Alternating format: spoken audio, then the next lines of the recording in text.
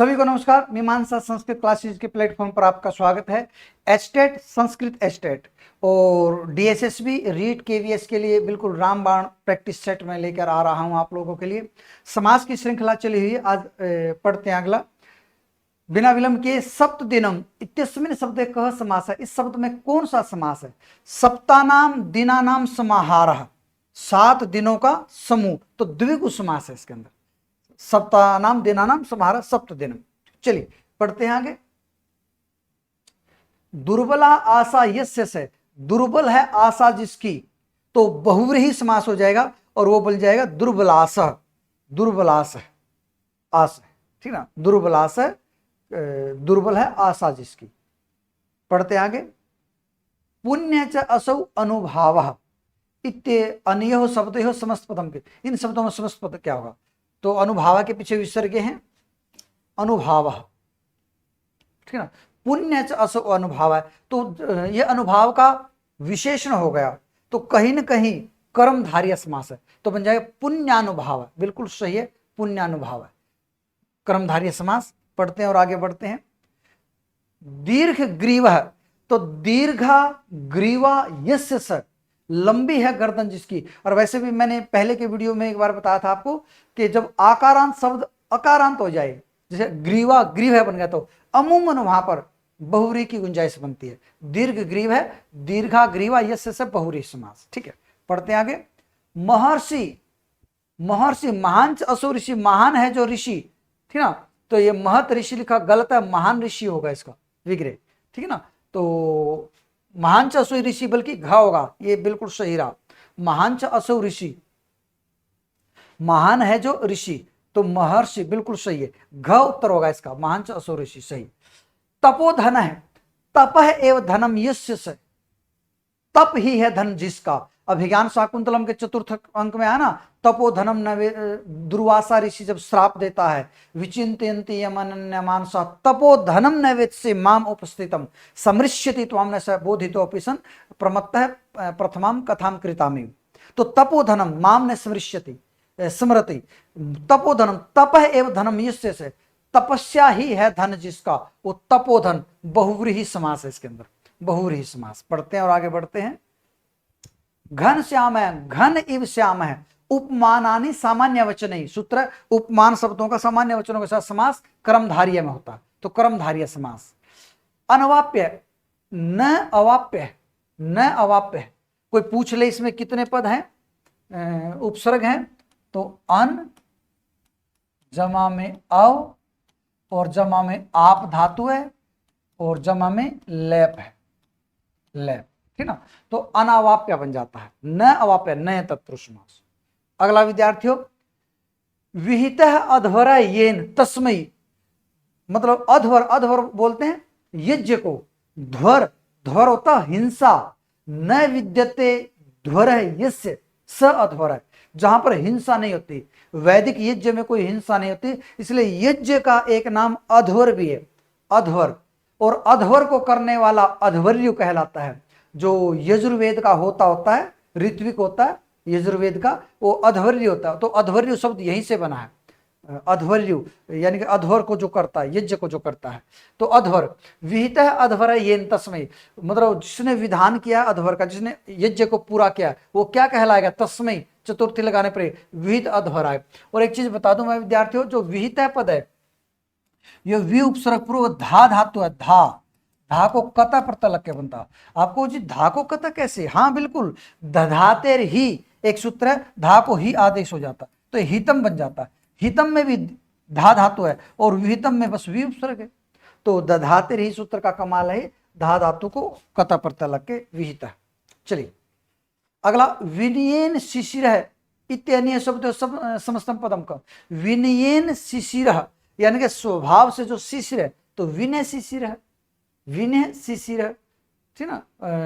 कौन सा होने? प्रकृत्या आदि संख्यानम, जो कोई किसी की प्रकृति होती है तो तृतीय लगती है वैसे भी, तो तृतीय तत्पुरुष समास है। दीर्घा ग्रीवा यस्य से, दीर्घ ग्रीव है, लंबी है गर्दन जिसकी, दीर्घ ग्रीव है। और ये विद्यार्थियों सारे के सारे आपको छठी से लेकर के 12वीं तक की एनसीईआरटी के बुक के उदाहरण में करवा रहा हूं, जो कि HTET Sanskrit, TGT, PGT, DSSB, TGT, PGT, REET के लिए और नेट के लिए बिल्कुल रामबाण है।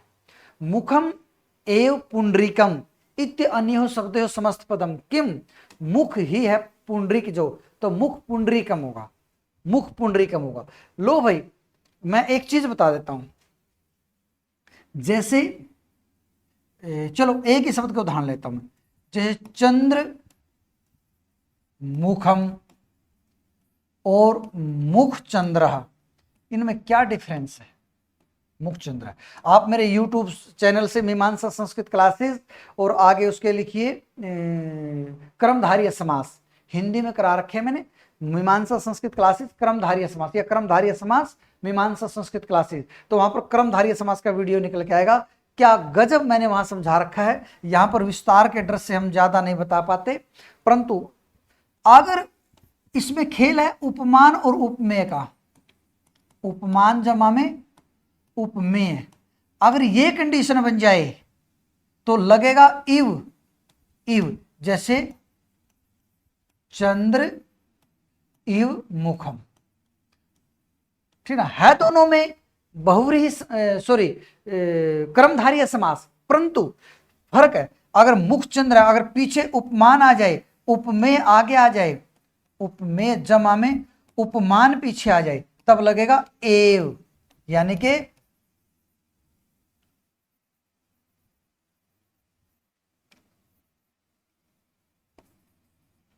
मुखम एव चंद्र है, यानी मुख ही चंद्रमा है। इस बात का आप ध्यान रखें, जो कुछ पीछे पड़ा उसका खेल है, अगर उपमेय पीछे है तो इव का है, अगर उपमान पीछे है तो कहीं ना कहीं ये रूपक अलंकार है, रूपक अलंकार, और ये कहीं ना कहीं उपमा अलंकार है, उपमा अलंकार। बहुत गहरी चीज बता रहा हूं, अगर आपको और डीप सीखनी है तो वहां जाइए, और नहीं तो इस सूत्र को फॉलो कीजिए। चलिए अत्यासंग, तो अतिरे आसंग से अतिरेक है, अति शब्द अतिरेक अलग ज्यादा अर्थ में होता है, ठीक ना, अत्य अर्थ में, जैसे अति हिमम तो हिमस्य अत्यय, हिम की अधिकता, तो अत्य वहां भी अधिकता है, जाड़े की अधिकता, और अत्यासंग आसंग से अत्य भी कर सकते हो, अतिरेक है भी कर सकते हो, आसंग का अतिरेक, ठीक ना, तो अत्यासंग। तो अगर कोई पूछ ले, आपके दिमाग में आ जाएगा कि अति सर यहां पर तो उपसर्ग है, अविभाव समास है, अगर ये अविभाव समास होता तो अत्यासंगम मिलता, नपुंसक लिंग मिलता, इसलिए यहां पर ये आसंग से अतिरिक्त षष्ठी तत्पुरुष है। वृद्धोपदेशम, तो वृद्धाणाम उपदेशम या वृद्धस्य उपदेशम, वृद्धस्य उपदेशम, जैसा समस्त पद वैसा विग्रह, म करना पड़ेगा यहां पर, उपदेशम है तो उपदेशम, ठीक ना, वृद्धोपदेशम वृद्धस्य उपदेशम, षष्ठी तत्पुरुषमास गुण संधि। पढ़ते आगे बढ़ते हैं, अतिमाल है, सॉरी अलीमाल है, अली नाम माला यत्र, जहां पर भवरों का समूह है, कोई ऐसा घर होगा, कोई स्थान होगा, तो अतिमाला, अली अली नाम, अली होता भंवरे, अली नाम माला यस्मिन से, भंवरों की है माला जिसमें अली, अली माला है। वनस्य अंतरे, वनांतरे, अंतर होता बीच में, वन से मध्य वन के बीच में, तो वनांतरे षष्ठी तत्पुरुष समास होगा इसके अंदर। आगे पढ़ते हैं, अविद्या, तो न विद्या, न तत्पुरुष समास, इसमें तो कोई खास बात नहीं, पर एक चीज बता दूं मैं विद्यार्थियों, जैसे न विद्या, अगर आगे व्यंजन है तो लगता है अ, व्यंजन है, अगर आगे स्वर है तो लगता है अन, जैसे अब्राह्मण, अब्राह्मण है, अब आगे ब है इसलिए अ लगा, अब्राह्मण है, अगर आगे स्वर हो जैसे आदि है तो अन लगता, अनादि, परंतु आप अनधिकार की स्पेलिंग गलत कर जाते हो, अनाधिकार कर जाते हो, अन जमा में अधिकार, अनधिकार होता है, अनधिकार, अनाधिकार नहीं। चलिए और भी ऐसे शब्द है जिनकी स्पेलिंग आप गड़बड़ कर जाते हो, ठीक ना, आत्म हन है, ये अशुद्ध शब्द है भाई, आत्म घन होता है, आत्म घन है, आत्म घन है, ठीक ना, और इसका आत्मानम ये हनंत, ये नहीं, एक वचन होगा, आत्मानम यह हंति। ये सारे अशुद्ध ऑप्शन है, कोई बात नहीं, मैं बना देता हूं। आत्म घन है, आत्मानम यह हंति, जो अपने आप को मारता है वो आत्म घन है।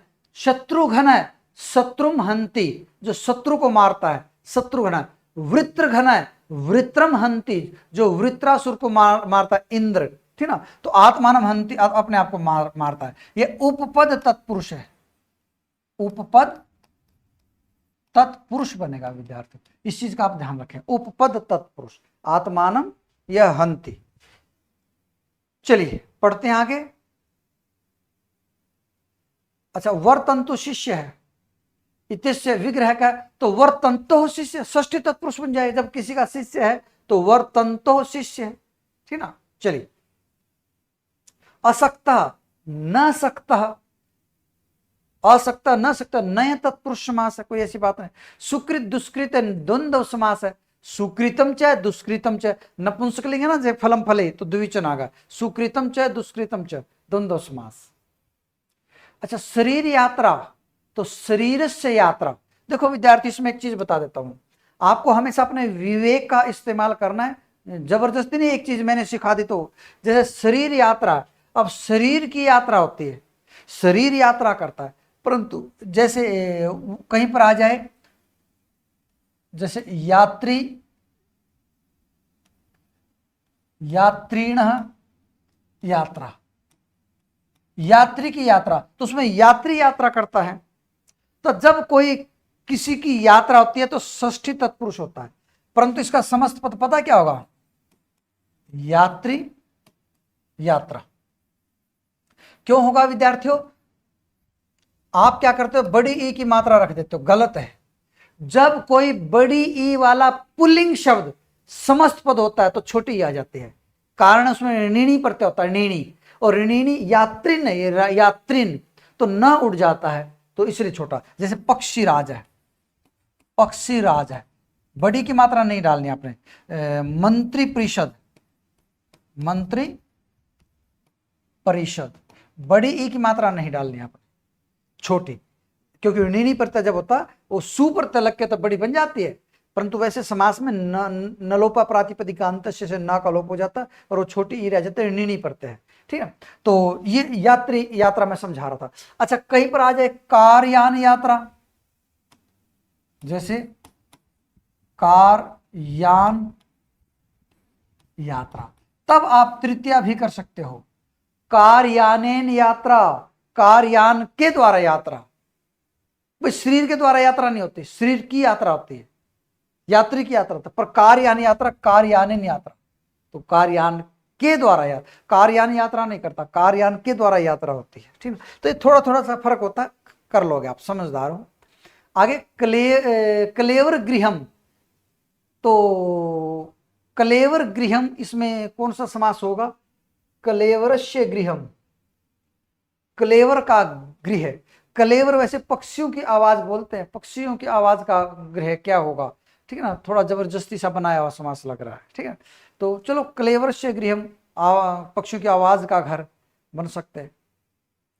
वाक एव भूषणम, लो भाई, वाग भूषणम, वाणी को भूषण की तरह बताया गया, भूषण को वाणी की तरह बताया गया, वाणी को भूषण की तरह, तो उपमान पीछे आ गया, इसलिए रूपक अलंकार एव आएगा, वाग भूषणम, सही है, वाग भूषणम, जो मैं समझा रहा हूं। अगर आपको फिर भी नहीं समझ आता है विद्यार्थियों, आप हमारे फोन नंबर पे मैसेज करके अपना डाउट क्लियर कर सकते हो, 830 70 70 196, इस नंबर पे आप डाउट करके अपने डाउट भेज सकते हो, मैं बिल्कुल आपको बताऊंगा। आप क्या करते हो, कमेंट में ही डाउट लिख देते हो, तो कमेंट में डाउट क्लियर करने के लिए कई बार टाइपिंग ज्यादा करना पड़ता है, या कई बार जैसे फोन से वो लंबी चीज होती है, तो वहां पर जितना पॉसिबल होता मैं कोशिश करता हूं, जो पॉसिबल नहीं होता उसका क्या करें, ठीक है ना। चलिए, ये समझाने की मैंने कोशिश की, और अगला टॉपिक हम प्रत्यय का लेके आएंगे। प्रत्यय कराएंगे, प्रत्ययों में भी कृदंत अलग से, तद्धित अलग से, स्त्री प्रत्यय वो भी लेके आऊंगा, एक बार मिश्रित जो 6ठी से 12वीं तक के वो लेके आऊंगा। तो आशा है आपको ये चीजें समझ में आ रही होंगी। निःशुल्क आप तक मैं भेज रहा हूं। और विद्यार्थियों, अगर कोई गुरु दक्षिणा आप देना चाहते हैं तो मात्र इतना कर दीजिए, चैनल को हम 20,000 का लक्ष्य लेके चल रहे हैं। 20,000 सब्सक्राइब हम बहुत जल्दी पहुंचाना चाहते हैं। आप चाहो तो मान लिया 100-200 स्टूडेंट ऐसा निर्णय कर लें भाई हमने पहुंचाना, वो 2-2, 300-300, 100 लोगों के ग्रुप में भेजे, उनको बोले सब्सक्राइब करें। और फिर हम तो चीज दे रहे हैं आपको, बहुत कम समय में बहुत ज्यादा पढ़ा रहा हूं, ठीक है ना। बाकी आपका काम है, आप कीजिएगा। नमस्कार, शुभ दिन।